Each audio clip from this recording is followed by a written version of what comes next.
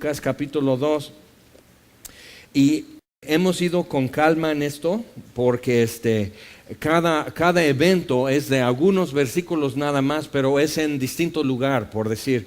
Y necesitamos como ir caminando con eso, viendo qué es lo que está sucediendo. Vimos ya cuando Jesús nació, vimos cuando los pastores llegan y todo eso, vimos ya lo que empiezan a darse cuenta alrededor, cómo la gente empieza ya a darse cuenta y ver que algo diferente ha sucedido. El Salvador nació, pero ¿qué significa, no? Entonces, esto sucede dentro de una nación, un pueblo que tiene ya milenios con promesas específicas, con la palabra de Dios, estudiando las Escrituras, tratando de entender esto. Pedro dice en su primera epístola que los hombres en la antigüedad, los mismos profetas que escribían estas cosas, trataban de entender de qué se trataba, de quién se trataba y para quiénes eran estas promesas. Pues ya está llegando visible. Puedes ir y tocar y ver el niño en el pesebre. Entonces esto está ya cambiando, es un parteaguas en la historia humana, porque ya está pasando de promesa a actualidad. Entonces, muy importante, vamos a versículo 21.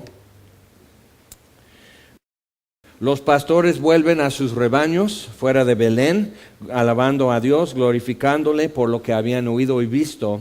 Pero versículo 21, ya 8 días después ya hay que circuncidar al niño, y después de terminar sus 6 semanas de dar a luz, entonces llegan al templo conforme a la ley y presentan al niño. Es el primogénito, entonces lo tienen que redimir. Y esto es la ley desde la salida de Egipto, el Éxodo, que el primogénito o la primogénita esos lo tienen que redimir, porque dice: los primogénitos son míos a partir de la plaga sobre los primogénitos en Egipto. Entonces, los primogénitos de los israelitas no exentaron la plaga, tenían que ser redimidos. Dios pasa por alto, eso es lo que significa Pascua, es Pesach en hebreo, es pasar por alto. Entonces Dios pasó por alto a los hebreos, los israelitas en Egipto, pero no exentaron lo que era pena de muerte.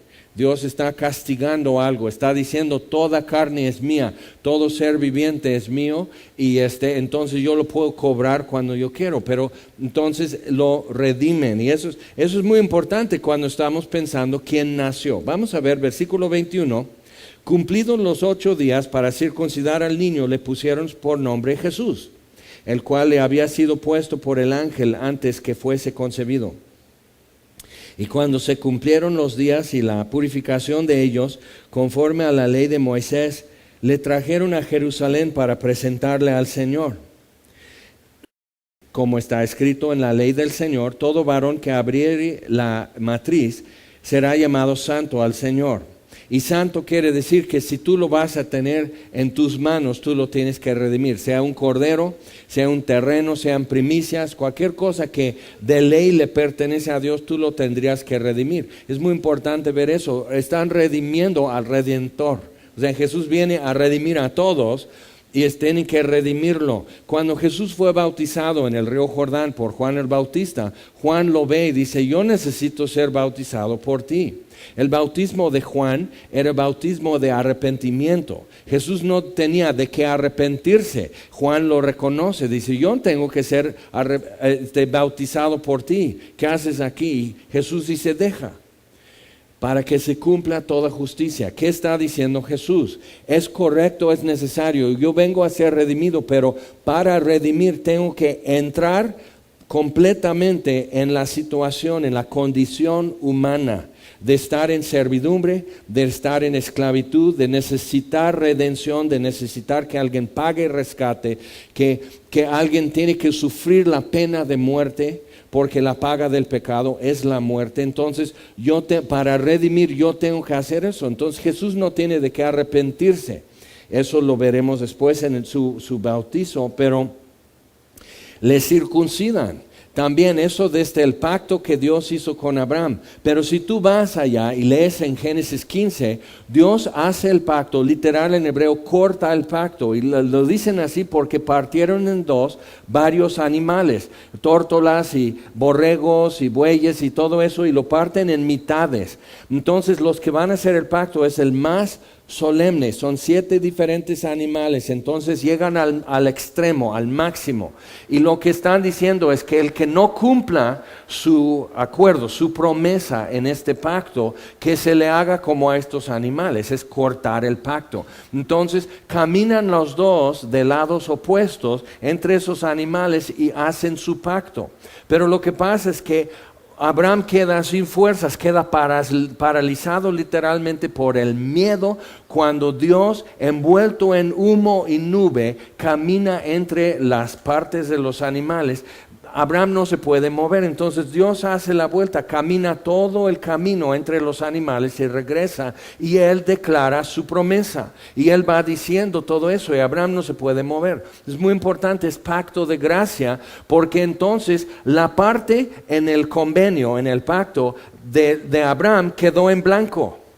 Él no puede quebrantar el pacto porque no prometió nada a Abraham. Dios prometió algo, pero Abraham no prometió nada. Entonces el único que puede ser castigado en este pacto con Abraham es Dios si no cumple. Pues ya está cumpliendo. Y un hijo de Abraham, que es Jesús, un descendiente de Abraham, dice Dios en su promesa, en tu simiente serán bendecidas todas las naciones. Pues aquí está la simiente de Abraham, nació. Entonces el que caminó, el verbo de Dios, el que es la imagen del Dios verdadero, el que hace visible a Dios. Si me has visto a mí, has visto al Padre, dice Jesús a sus discípulos. Entonces el que hace visible a Dios caminó entre los animales sacrificados frente a Abraham. Y Jesús dice en Juan capítulo 8, Abraham vio mi día, el día de Jesús, y se gozó. Entonces ese fue, Abraham creyó la promesa de Dios, creyó el pacto que Dios estableció con él. Entonces el que caminó con eso es el verbo de Dios, el que hizo todo eso en fuego y nube y humo envuelto y caminando y declarando y prometiendo, diciendo eso es pacto firme, no se puede cancelar esto. Prometo y pongo mi vida como fianza al pacto. Eso es lo que los pactantes estarían haciendo. Pongo mi vida como fianza. Pues Abraham no puso su vida como fianza, pero Dios sí, el verbo de Dios se presenta y dice, mi vida es la fianza de esta promesa. Es muy importante porque aquí ya se encontró todo, toda la esperanza de naciones, todos los milenios de tragedia humana se están encontrando y es un bebé. Y le vienen a circuncidar, porque todo descendiente tuyo, dice Dios a Abraham, tiene que ser circuncidado o será cortado de su pueblo. Entonces, si él viene como simiente de Abraham, tiene que someterse a la humillación de ser circuncidado. ¡Qué fuerte! Él es el que hizo el pacto con Abraham. Y él dice, por eso yo le entro. O sea, lo que yo te pongo a ti, Abraham, yo también tomo sobre mí. Entonces Jesús fue circuncidado y tuvo que llorar y derramó unas gotas de sangre en su circuncisión, pero después vació su cuerpo de sangre y redimió a todos. Y por eso es interesante, en Colosenses 2 después llama a la crucifixión la circuncisión de Cristo. Que la crucifixión fue como la circuncisión hecha con manos, era figura de la circuncisión no hecha con manos, la circuncisión de Cristo en la cruz. O sea, el separar su espíritu de su cuerpo, de su carne, por decir. Entonces, es muy fuerte, pero Dios estaba dando dibujitos y croquis para poder nosotros llegar a Él a través de siglos y milenios y representando varias cosas y dibujando todo esto en la cultura de una nación para que las demás naciones podamos asomarnos y ver y tratar de entender y como dice en Hechos 17, aún palpando podamos llegar y encontrar. Entonces llegan, lo circuncidan, le ponen por nombre Jesús, le dicen, cuando hacen la circuncisión, le recuerdan al niño que está chilla y no entiende nada, es un niño de 8 días. Pero le dicen al niño que él es hijo del pacto, que Él es hijo de una promesa que Dios hizo a nuestro padre Abraham. Entonces Él viene incluido. Entonces el pueblo de Abraham, el pueblo de Israel, está recibiendo a esta criatura y dice, tú eres uno de nosotros. Y la promesa de Dios es para ti también. Y él entonces ya puede decir, como en el Salmo 22, que es un salmo mesiánico que describe en mucho detalle la experiencia de ser crucificado. Pero después de eso, pero entonces yo te alabaré en la congregación entre mis hermanos. Entonces Jesús viene, nace en el mundo, pero no como un personaje X, no es Neo de Matrix o algo así, sino es uno de nosotros, recibido entre el pueblo, creciendo, aprendiendo, siendo parte de su vida de ellos, observando los ritos y las costumbres y demás del pueblo de Israel, uno de nosotros. Juan 1:12 dice, a lo suyo vino y los suyos no le recibieron. Cuando podían ya identificarlo como Mesías, decidieron no recibirlo. Pero este día solo ven un bebé. Versículo 22, cuando se cumplieron los días de la purificación de ellos, de José y María, conforme a la ley de Moisés, le trajeron a Jerusalén para presentarle al Señor. Como está escrito en la ley del Señor, todo varón que abriere la matriz será llamado santo al Señor. Entonces presentaban un cordero para holocausto, ofrenda de pecado, y luego una tórtola como ofrenda de paz, como simplemente agradecimiento. Y si eran pobres, presentaban una paloma o tórtola para ser ofrenda, holocausto por el pecado, y otra para paz. Entonces ofrecieron, dice, conforme a lo que se dice en la ley del Señor, un par de tórtolas o 2 palominos.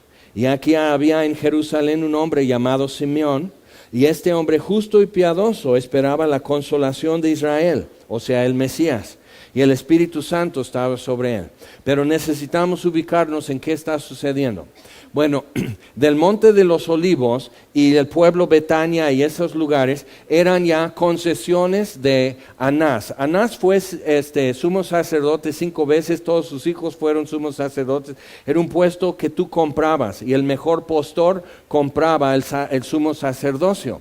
Su yerno Caifás es actualmente el sumo sacerdote cuando Jesús ya es hombre. En esta parte es Anás. Y es muy importante porque después vamos a ver a Jesús hablando con los del templo. Uno de ellos sería Anás. Y Anás porque era muy rico, había comprado la concesión. No solo era el sumo sacerdote, sino él tenía derecho de vender animales fuera del templo. Entonces en Betania y esos lugares, bajando del Monte de los Olivos, la gente podía comprar animales certificados, pero después crece. Cuando Jesús hace la primera purificación del templo, cuando inicia su ministerio, rompe la economía de Anás, porque él vendía espacios en la plaza del templo, que era muy grande, pero él vendía espacios ahí, era un tianguis ya de ganado, y lo que tú pagabas por un par de tórtolas, una tórtola te costaría fuera del templo, en la calle, 4 pesos. Pero ahora tienes que formarte con un sacerdote para que él verifique que es aceptable tu ofrenda, que no tiene defecto. Pero si tú compras de lo ya autorizado, ya viene sellado dentro de la plaza del templo, porque para estar ahí ya lo verificaron, te podía costar hasta 100 veces más. Entonces compras, te formas, lo ofrecen, listo, pues vámonos, ¿no? Es una misa express. Pero en este lado tú compras, tú decides si es sin defecto, pero con el rito que ya existía, todavía le pueden encontrar defecto a tu cordero o tu paloma o algo así. ¿Y qué haces? Pues es una paloma con defecto. Bueno, pues vete, ya la libraste. Y tienes que ir a comprar otro, y otro, y otro, y otro, hasta... Entonces es una mafia. O de una vez, para ahorrar tiempo y dinero, pagas 100 veces más y en 5 minutos ya estás adentro ofreciendo tu holocausto. ¿Te das cuenta? Qué fuerte es eso. Y al final de su ministerio Jesús vuelve a hacer eso y quiebra la economía otra vez de Anás. Pero era una mafia. Y él dice, la primera vez dice, han vuelto la casa de mi padre en plaza de mercado. La segunda vez dice, han vuelto la casa de mi padre en cueva de ladrones. Es muy fuerte. Él no mordía la lengua para decir esto. Entonces, pero mira lo que está pasando. Entonces José y María, no sabemos qué hicieron, si compraron de lo ya verificado y así tiene el sello de salubridad o anazo del sacerdocio, que estas tórtolas, pero pueden costar 100 veces más dentro de la plaza del templo. Pero entonces, si solo les alcanzaba a comprar 8 pesos para ofrecer 2 tórtolas, ¿ok? Entonces, si son pobres, hacen esto. Entonces llega Simeón. Ahora, ¿quién es Simeón?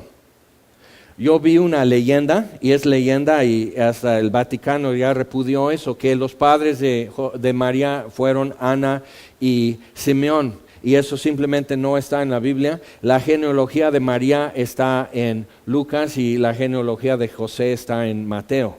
Entonces, ninguno de ellos tenía como padre a Simeón, pero es una leyenda y el Vaticano ya lo repudió. Pero Simeón era un hombre, no nos da más información acerca de él, pero es interesante cuando nos ubica en quién es, realmente es esto. Justo y piadoso, esperaba la consolación de Israel y el Espíritu Santo estaba sobre él. Realmente, si tú tienes la idea que sería muy padre dejar una marca en la historia, ser mencionado en algo que cambia la historia humana para siempre, ahí están tus requisitos. Eso es tu perfil personal como persona, cómo es tu carácter. No sabemos qué color eran sus ojos, qué estatura tenía Simeón, cuál era su platillo favorito. No sabemos las cosas tan temporales y tan insignificantes de Simeón, pero sí sabemos que era justo y piadoso, temía a Dios y trataba de vivir una vida de acuerdo con lo que él entiende de Dios, y esperaba la consolación de Israel. Entonces era un hombre que trataba de entender las Escrituras y el Espíritu Santo estaba sobre él. Eso ya es lo que Dios pone, pero yo puedo disponerme para que Dios ponga lo demás. Y de repente figuro en un versículo 2 en la Biblia, en una historia que es muy importante y muchas veces quisiéramos como de tener mayor impacto. Pero eso es suficiente. Él tuvo algo que decir a José y María, bendijo a Dios, bendijo al niño y bendijo a la pareja. Eso es bueno. Así pasas, son tus 5 minutos de cámara y ya. Pero todos nos quedamos así con lo que él dice, y María guardó lo que él dijo, lo guardó en su corazón, porque el Espíritu Santo estaba sobre él. Ahora, puede ser que Simeón era el padre de Gamaliel, porque el rabí Jalel, que es el rabí de rabís para los judíos, su nieto fue Gamaliel, que fue maestro de Pablo. Y Simeón no hizo gran cosa y no vivió mucho, como no sería el presidente del Sanedrín o del concilio mucho tiempo. Si este es el mismo Simeón, es interesante ver eso, porque Jalel es el que estableció muchas cosas buscando al Mesías. Jalel es el que promovió que los judíos fueran a poblar en Galilea y extendieran el territorio donde vivían judíos. Y José es uno de los que responde a esa motivación y va y se establece en Nazaret. Interesante, ¿no? Ahora no sabemos si es el mismo Simeón, hijo de Jalel, padre de Gamaliel, o si es otro Simeón. También es un nombre muy común. Entonces, pero ahí está. Entonces, eso no es leyenda, es conjetura. No estoy diciendo, no me puedes citar que Jaime dice que, pero ahí está. Puede ser, puede no ser. Pero lo que sí sabemos de él es algo. Si tú vas a dejar saber algo de ti a tus bisnietos, esto es muy bueno que puedan decir de ti. Bueno, mi bisabuelo, yo no sé a qué se dedicaba. Yo no sé cuál era su oficio. No me acuerdo el nombre de su papá. Pero él era un hombre justo y piadoso, esperaba la consolación de Israel y el Espíritu Santo estaba sobre él. Eso sí es dejar algo que decir, porque entonces los que vienen después se empiezan a alinear con eso. ¿Cómo? ¿Cómo? Sí, el Espíritu Santo estaba sobre él. ¿Y cómo es eso? ¿Cómo se ve? ¿Qué es ser justo y piadoso? ¿Qué es esperar la consolación de Israel? Pues ahorita vamos a ver, versículo 26. Y le había sido revelado por el Espíritu Santo que no vería la muerte antes que viese al ungido del Señor. Y movido por el Espíritu, vino al templo. Ahora, ungido del Señor, el Mesías es exactamente eso, ungido, es el Cristo. Cristo es la traducción de Mesías o Mesías, que es ungido nada más. Y es interesante, o sea, hoy día en la iglesia, unción es muy importante, porque unción ya lo usamos como un pase, todo acceso. Si yo tengo unción, tú no me puedes criticar, ni cuestionar, ni decir nada, ni refutar, así cállese para siempre. Si tienes unción, ya la hiciste. Pero ¿qué es unción? Unción es lo que tuvo Jesús, el ungido del Señor. ¿Ok? Entonces es eso. Otra vez, si quieres unción, tienes que conocer a Jesús, tienes que caminar con Él, tienes que quedar de tal manera como los apóstoles, hombres del vulgo y sin letras, sin estudios y preparación, ni siquiera un buen modo de hablar, y los del concilio se quedaron maravillados porque reconocían que habían estado con Jesús. Es simplemente el modo que tenían, empiezan a decir la forma de contestarnos, la mirada y demás, nos está diciendo, porque antes todos los demás, o sea, si tú estás en presencia del concilio, es de buen modo y con la mirada baja. Y si tú estás hablando, si el sumo sacerdote te está cuestionando, es el Papa. O sea, tú no le dices qué. Pedro y Juan dicen, bueno, ustedes decidan si hay que obedecer a Dios antes que a los hombres. Eso estableció el Rabí Hillel. Entonces están citando algo, no tienen estudios, no tienen preparación, no son rabinos como estos hombres, no pasaron toda su vida hasta la vejez estudiando las Escrituras para hacer su trabajo bien, pero con la mirada despejada, miran ojo a ojo y aprendieron eso de su Maestro Jesús. Solo un hombre ha estado frente a nosotros y nos ha mirado así, nos ha contestado así, y lo reconocieron que habían estado con Jesús. Entonces, ¿quieres unción? Tienes que estar mucho con Jesús, tienes que andar con Él, comer con Él, escucharle, estar a sus pies, estar a su lado, ir a tender la red donde Él dice echa la red, jalar la red donde Él dice jala la red, remar el barco donde Él dice rema el barco, agarra el timón un rato porque voy a dormir y cuidas el barco mientras Él se duerma. Eso es andar con Jesús. ¿Ok? Entonces, y después ya te compras tu helicóptero y aceite de unción si quieres. Pero primero que te reconozcan que has estado con Jesús. Que las ovejas que Él llama por nombre, al escucharte, al tratar contigo, digan, ha estado con Jesús, reconozco algo. Hay algo que solo otro que conozco ha tratado de esta manera y solo otro que yo conozco tiene este tema que es Jesús. Entonces es muy importante y eso lo puedes vivir. Tiene su costo, como tiene para los apóstoles, tuvo su costo en la vida de ellos. Pero sí lo podemos vivir. Y muchos ya lo estamos haciendo.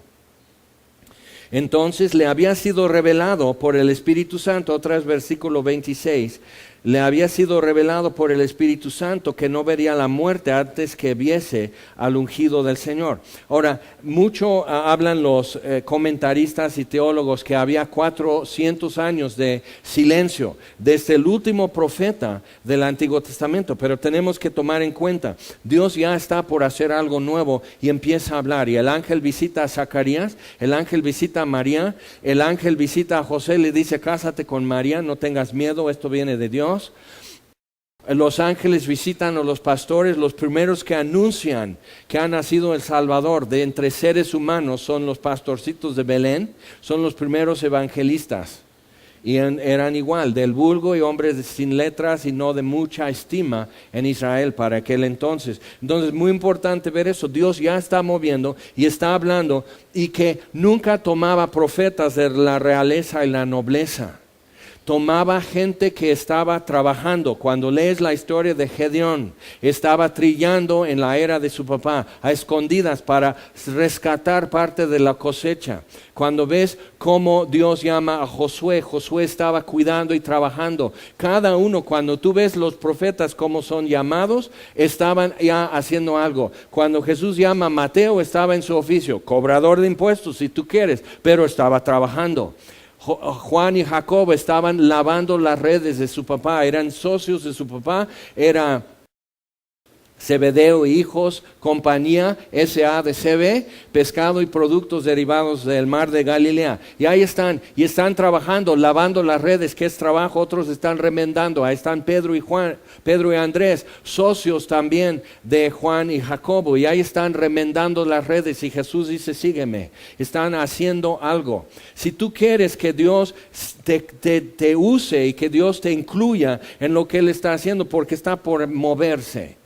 Y en nuestros días está moviéndose, está por moverse. ¿Sabes qué? Lava las redes, remenda las redes, ponte a trillar trigo a escondidas si es necesario, pero ponte a hacer cosas útiles, porque es donde Dios está haciendo y moviendo y mirando y asomándose.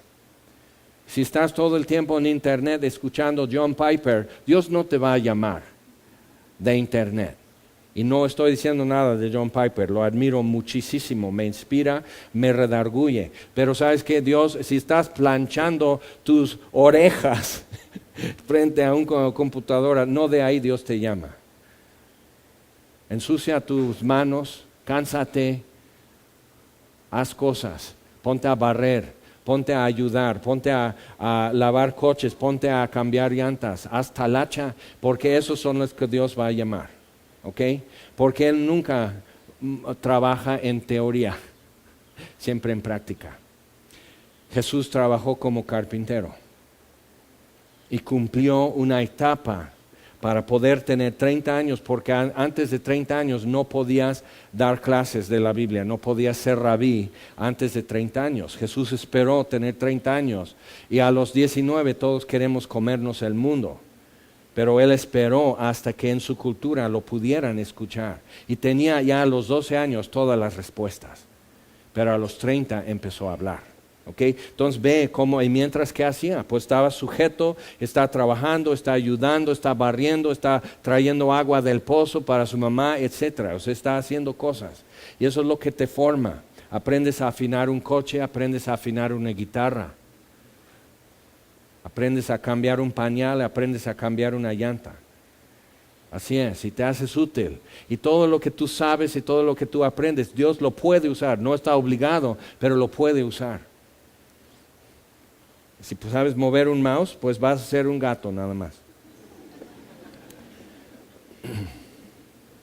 Entonces, movido por el Espíritu. ¿Quiénes son los que son movidos por el Espíritu?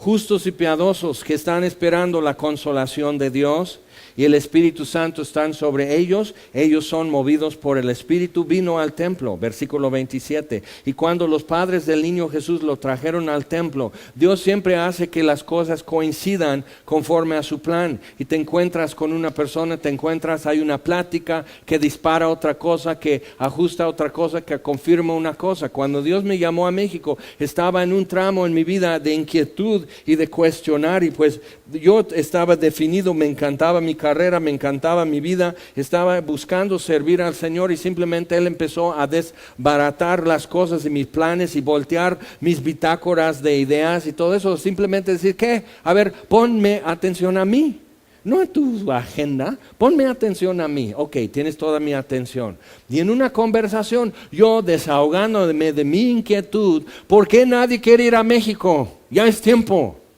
Y uno dice, ahí estamos platicando, tomando té orgánico, éramos muy hippie y todo, y ahí estamos con nuestro té orgánico y yo así 19 años queriendo comer al mundo.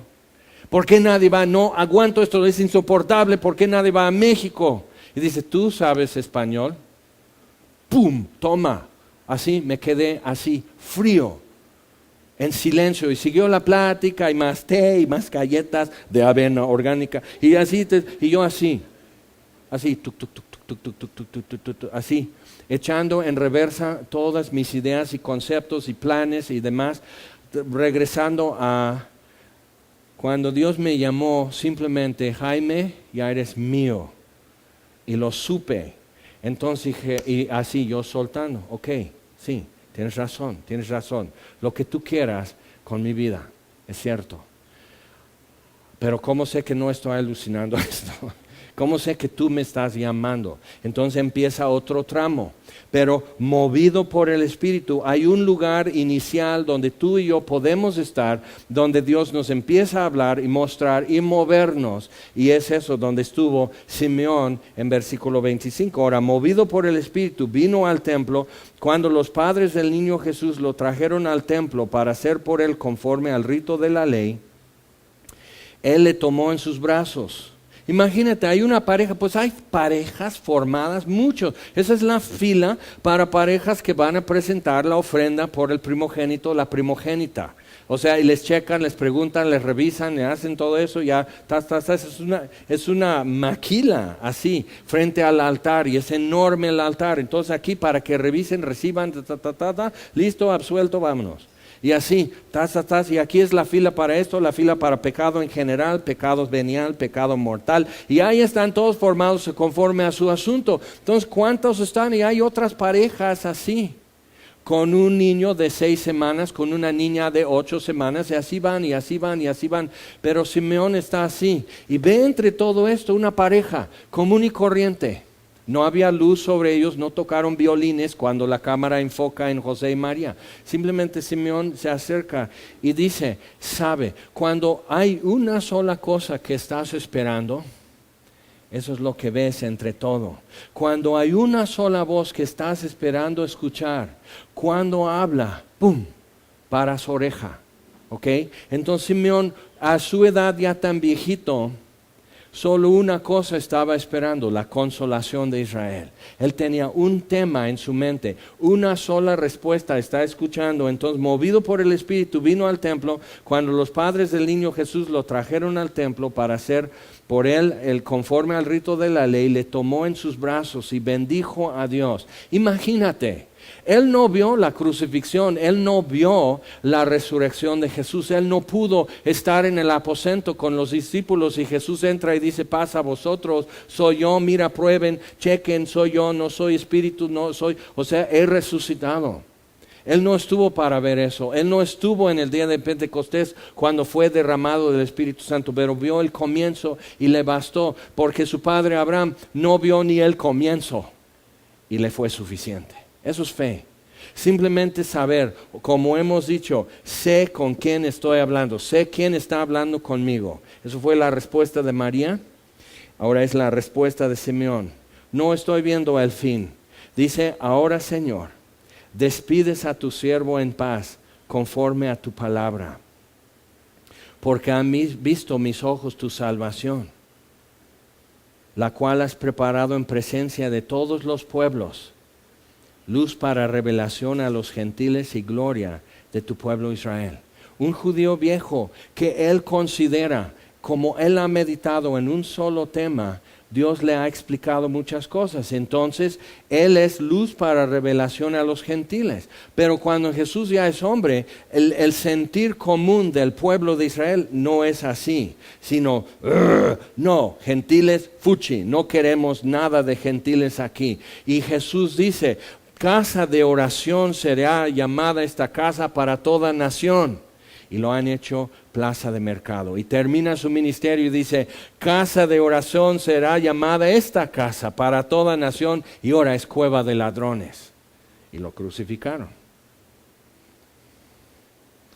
Y Simeón no vio eso, pero dice ya, pero mis ojos han visto tu salvación.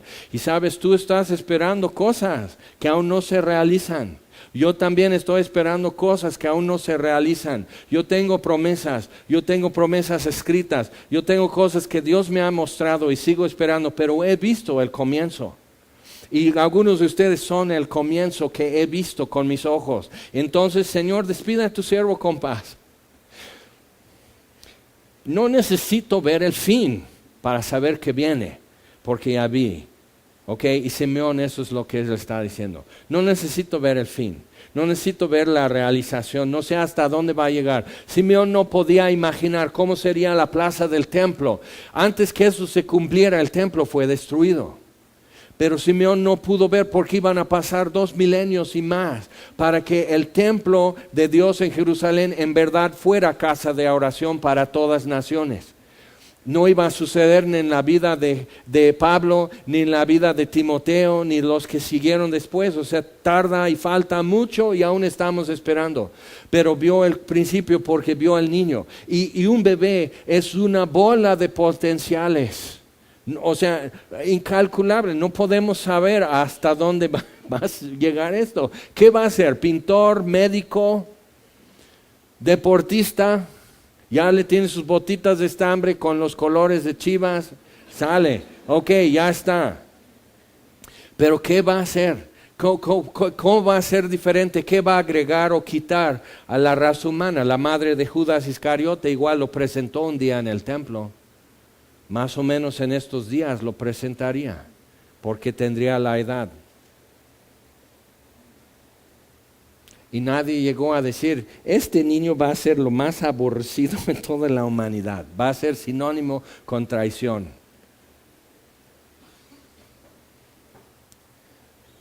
Y nosotros nacimos en servidumbre como Jesús. Nacimos sujetos a muerte por el pecado.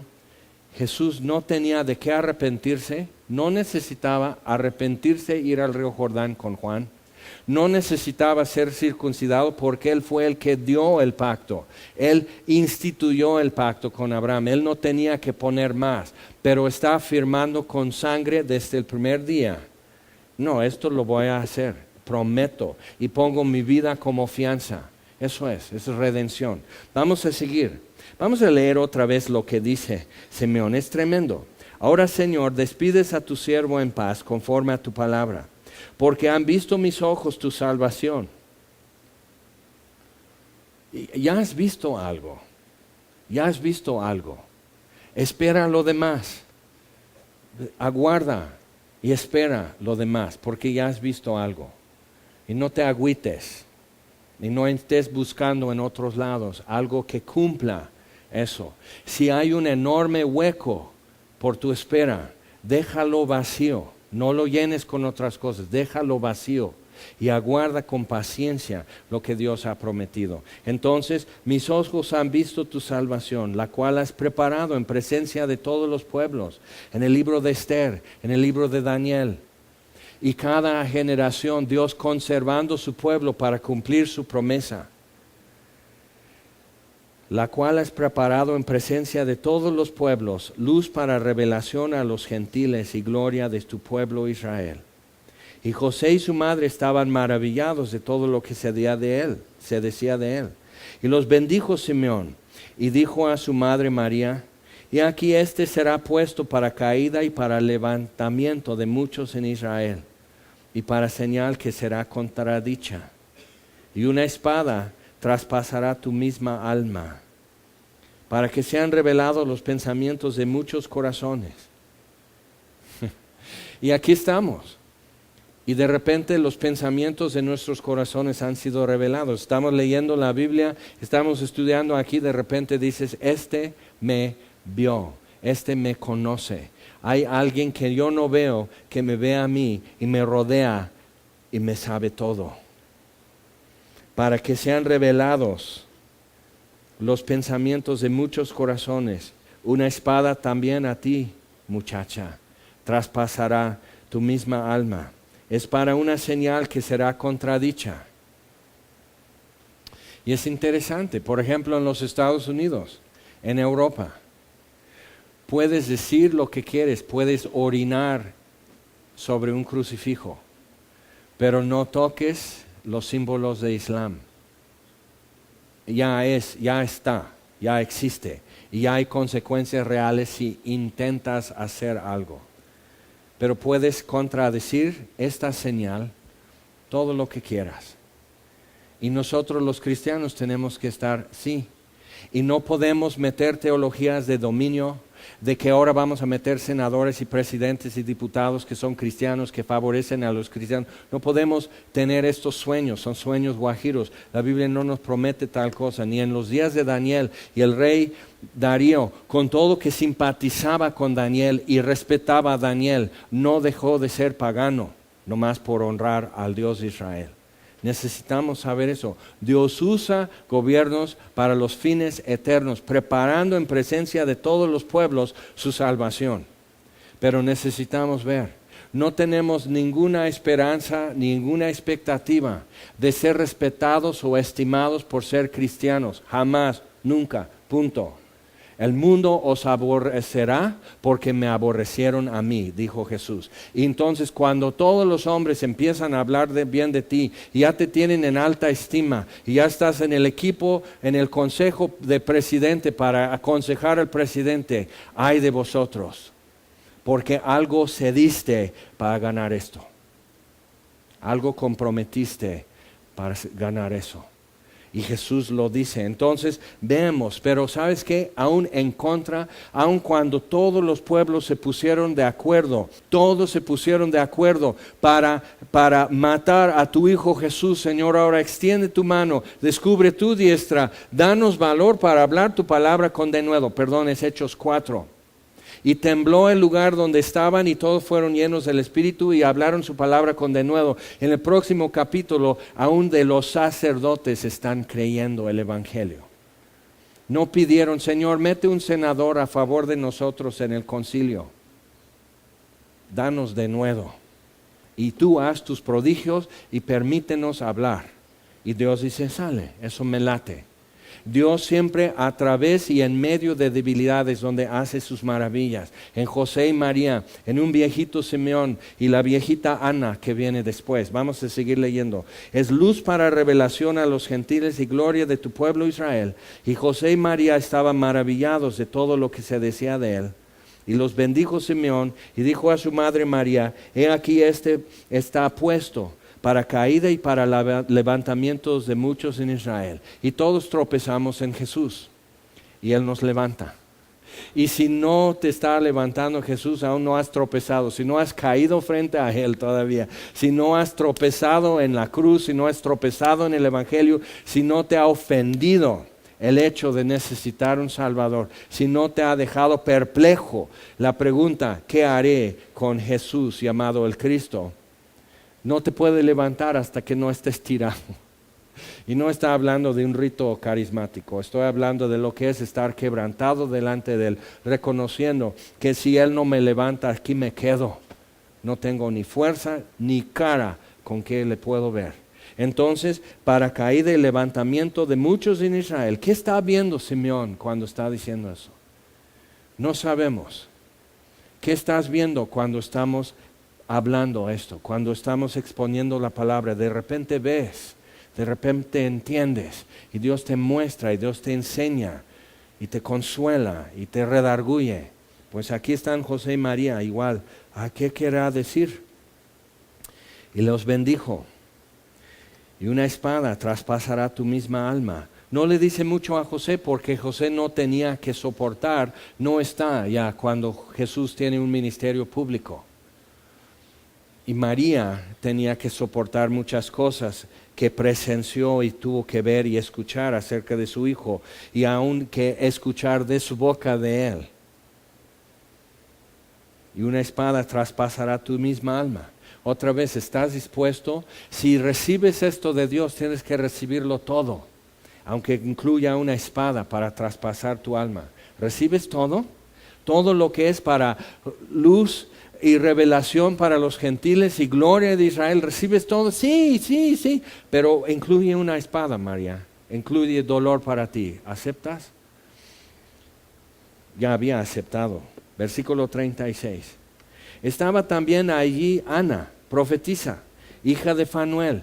En los 400 años de silencio no había profeta que tuvieran que escribir sus palabras, pero Dios dice en su palabra que siempre ha tenido testigo y testimonio en las naciones, en todos lados. Lo puedes leer en Hechos 17 y en otros lados. Dios nunca ha quedado sin profeta, sin quien hable en su nombre, sin quien esté anunciando. Desde Abel, el primero que derramó su sangre por la justicia, siempre ha habido alguien que testifica. Y ahí está Ana, una viejita, pero viejita, hija de Fanuel, de la tribu de Aser, de edad muy avanzada, pues había vivido con su marido 7 años desde su virginidad. Entonces probablemente quedó viuda alrededor de 20 años de edad, quedó viuda. Y era viuda hacía 84 años, entonces ya más de un siglo ella se dedicó a Dios. Más de un siglo. Yo me acuerdo, mi abuelita, cuando me di cuenta que mi abuelita oraba por nosotros, nunca nos dijo, hasta que ya fuéramos creyentes. Y cuando me di cuenta dije, bueno, ¿cuántos años estaba orando por nosotros? El primer cristiano que conocí que tomara el cargo de discipularme, él recibió a Cristo a los 15 años.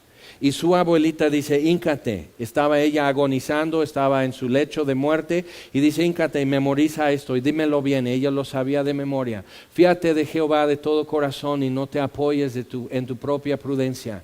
Reconócelo en todos tus caminos y Él enderezará tus veredas. A ver, hijo, memorízalo, dilo. Este versículo es la palabra de Dios y te va a servir. Y entonces él bajó a la planta baja y se hincó y dice, Señor, yo no te conozco así. Yo no conozco al Dios de mi abuelita. Yo no tengo ella está muriéndose y ella con paz se va. Y su única preocupación es que su nieto entienda, no lo que le va a pasar a ella. Entonces él recibió a Cristo y 70 años después está discipulándome a mí. Y aquí estoy diciéndote, Dios quiere mover en tu vida. Dios quiere hacer cosas en tu vida. Dios quiere tomarte de la mano y conducirte en sus caminos. Y tienes que poner atención. Y tienes que aprendértelo. Y tienes que fijarte. Y puede incluir una espada que traspase tu alma. Pero al final, si tú supieras hoy lo que Dios ya sabe, dirías, es magnífico, acepto. Acepto. Qué honor ser llamado. Qué honor ser incluido, aunque incluya una espada que traspase tu propia alma. Qué honor que se fije. ¿Qué es el hombre para que te acuerdes de él? Salmo 9. O el hijo del hombre para que te fijes. ¿Qué es? ¿Qué somos? Y se fija, se acuerda y nos habla y se presenta a nosotros. Cada generación, cada año, cada día, alguien, Dios se está presentando y está diciendo, tú, sígueme. Y tienes que tomar una decisión. Y nos está diciendo nuevamente. Ok. Entonces ahí está, una viejita, 100 años o más. Y no se apartaba del templo, versículo 37, sirviendo de noche y de día con ayunos y oraciones, está presentándose en la misma hora. Igual, simplemente, eso es lo que sucede cuando estás con Dios, cuando Dios está contigo, cuando andas con Él, cuando andas en el Espíritu, cuando el Espíritu está sobre ti, cuando tu tema es Él, y Él que quiere, y Él que hace, y Él que está diciendo, cuando eso es muy normal coincidir con Simeón y con José y María y el niño Jesús. Es muy normal, parece una cita. Pero simplemente cada quien está en su quehacer. Porque su quehacer es buscar a Dios. Entonces, sirviendo de noche y día con ayunos y oraciones, está presentándose en la misma hora, daba gracias a Dios. Y hablaba del niño a todos los que esperaban la redención en Jerusalén. El Evangelio es aroma de vida para vida en los que creen y es aroma de muerte para muerte en los que se pierden. Entonces Ana realmente solo tenía buenas nuevas para los que esperaban la redención en en Jerusalén. Simeón igual, los pastores igual, tocan puertas y dicen, hay unos locos apestosos pastores están diciendo dónde está el niño Dios. Locos. Pero los que esperan algo están poniendo atención. ¿Tú qué estás esperando? ¿Dónde está el pendiente? ¿Dónde está el suspenso en tu vida? ¿Qué es lo que estás esperando? ¿Qué noticia estás esperando escuchar? ¿Qué palabra de alguien? Mamá, fíjate, ya di mi vida a Jesús. Tienes razón. Uno, el hijo de un famosísimo apologista y teólogo, Francis Schaeffer, su hijo, después de la muerte de su mamá, escribe en su blog y dice, después de todo, o sea, él vomitando por una sobredosis de drogas, su papá y mamá dedicando su vida a salvar a muchachos como él, y él diciendo, pues, ¿qué? Es muy fácil ser hijo de él, entonces, no, ¿qué? Me siento rebelde como todos, y su mamá haciéndose su desayuno y él vomitando por la sobredosis y diciendo, mamá, ¿por qué me haces esto? Y ella así, ya viejita, muere y él escribe en su blog, mamá, tú ganas, yo creo. Pero nunca lo escuchó ella. Pero no necesitaba. Vio el comienzo. ¿Qué es el suspenso en tu vida? ¿Qué es lo que estás esperando? ¿Qué está pendiente todavía? ¿Has visto ya el comienzo? Puedes decir como Simeón, puedes decir como Ana. ¿Y sabes qué? Yo voy a hablar de este niño a todos los que esperan redención. ¿Sabes qué palabra es redención? Aquí en el Nuevo Testamento es desatar. Todos los que están esperando que lleguen a desatarle la correa o el mecate que los tiene amarrado y ya, libre, vámonos, desatar, libre. Todos los que esperan eso, ¿quién va a desatar mi cilicio? ¿Quién va a desatar mis prisiones? ¿Quién me va a sacar de esta prisión? Eso es lo que estoy esperando, ¿no? Pues mira, ya ganó la clásica, mira, adivina quién ganó en esta prisión, es América esta vez, ok, bueno, está bien. Pero ¿qué es el suspenso de tu alma? ¿Qué es el pendiente? ¿Qué estás esperando? Una mano que haga esto, que desate esto, que se te suelte las manos y los pies y que puedas ya andar, que puedas ya decir. El cojo de nacimiento, suben Pedro y Juan al templo a la hora de oración, la hora novena, la hora que murió Jesús. Y están ahí presentándose, van a entrar y hay un cojo pidiendo limosna. ¿Cuántas veces pasó Jesús frente a él? Y los discípulos vienen ensimismados, viendo, ¿no? Y sus preguntas teológicas, y mira qué columnas, y dice, pues no se va a quedar piedra sobre piedra. Y ellos, ok, como que pues el templo es muy importante para Dios, ¿no? Entonces todo eso, y el cojo, una misericordia, una caridad, y viendo pasar Jesús y los discípulos, y le tocó esperar y esperar, pero llegó el día en que Pedro dice, yo no tengo ni oro ni plata, pero lo que tengo te doy, párate. En el nombre de Jesús de Nazaret, levántate y anda. Y saltó y pudo andar con ellos ya sin ser cojo, ya pudo entrar. Por primera vez en su vida, ya, y los sacerdotes les están rociando de agua de la becerra roja para purificación, y él puede así sentir ese rocío, y por fin, y iba andando y saltando y alabando a Dios en el templo, y se juntó toda la gente, y luego viene un sacerdote. ¿Quién les autorizó esto? Pero no puedes volver a atar lo que Dios ya desató. Ya no cabe en el baúl. ¿Ok? Entonces, ¿qué es lo que estás esperando? Dice, está presentándose en la misma hora, daba gracias a Dios y hablaba del niño a todos los que esperaban la redención en Jerusalén. ¿Qué vas a contar a los que esperan el día en que Dios desate su vida, su alma, y les da libertad y perdón, y ya puedes andar y saltar y entrar en donde no podías entrar antes? ¿Qué vas a hablar? Ya oíste a Ana, ya oíste a Simeón. José y María no tienen nada que decir, están con la boca abierta nada más. El niño Jesús a lo mejor ya se durmió. Pero nosotros que escuchamos a Simeón y Ana, ya tenemos que salir de aquí pensando, bueno, ¿qué voy a anunciar? ¿A quién le voy a contar? ¿A quién le voy a decir que mis ojos han visto algo? Vamos a ponernos de pie y vamos a orar. Gracias te damos, Padre, gracias, Señor. Gracias por tu palabra. Gracias por viejitos tan decrépitos que casi no caminan, pero llegan en el momento adecuado para aclarar las cosas, ubicarnos como Simeón y Ana, y nos volteamos, salimos de aquí pensando otras cosas. Señor, te pido por hombres y mujeres que están aquí, que sí hay un pendiente en su vida, hay algo, hay un suspenso, hay algo que todavía no han visto la resolución, no han visto el fin, y si acaso han visto el comienzo apenas. Igual, Señor, que no duden, que sean como Simeón y que sean como Ana, que sepan reconocer, que sepan darte gracias, que sepan decir a todo el mundo lo que han visto, aunque no lo han visto todo. Y que a cada uno de nosotros, Señor, tu promesa y el principio de tu promesa que nos sea suficiente para tener paz y para tener gozo, para tener gratitud y confianza y firmeza, y salir de aquí caminando con el rostro en alto, sabiendo que sabemos con quién estamos hablando y quién está hablando con nosotros y no dudamos y creemos, y que delante de todos los pueblos ha preparado esto y todos lo tienen que saber. Entonces, Señor, llénanos como llenaste a Simeón. Que esté tu Espíritu sobre nosotros, porque tenemos algo que contar. Te lo pedimos en el nombre de Jesús. Amén.